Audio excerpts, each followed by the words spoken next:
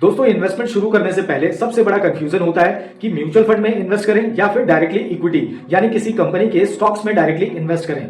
Which is better for you? Let's understand and compare both in a very simple language. सबसे पहले बात करते हैं कंट्रोल वर्सेस कन्वीनियंस की। इक्विटी में जब आप इन्वेस्ट करते हो तो यहाँ फुल कंट्रोल आपका होता है, यानी कौन सी कंपनी खरीदनी है, कब बेचना है, ये सब डिसीजन आपका होता है। और वहीं म्यूचुअल फंड में आपके पास कन्वीनियंस होता है, यानी यहाँ आपका पैसा एक एक्सपर्ट फंड मैनेजर मैनेज करते हैं and they are highly qualified and their full time job is to research the market. यहाँ आपको डेली चार्ट या मार्केट के न्यूज से अपडेट रहने की जरूरत नहीं। बात करें रिस्क लेवल की तो इक्विटी में आपका रिस्क रिवॉर्ड हाई होता है, क्योंकि अगर एक स्टॉक गलत हो गया तो आपका पूरा पोर्टफोलियो हिल सकता है। वहीं म्यूचुअल फंड में आपका रिस्क बैलेंस होता है, क्योंकि यहाँ आपका पैसा 30 से 60 कंपनीज में डाइवर्सिफाई होता है। बात करें नॉलेज रिक्वायरमेंट की तो before investing to any equity आपको कंपनी का बिजनेस मॉडल, फाइनेंशियल स्टेटमेंट जैसे income statement, cash flow, balance sheet, ratio में P, ROE, ROC, debt to equity, profit margin, ये सब पढ़ना आना चाहिए। वहीं प्रमोटर होल्डिंग आपको देखना है, फ्यूचर ग्रोथ ड्राइवर्स कंपनी के देखने हैं, मैनेजमेंट क्वालिटी के बारे में पढ़ना है, रिस्क फैक्टर देखने हैं, वैल्यूएशंस देखने हैं, न्यूज एंड अपडेट्स देखने हैं,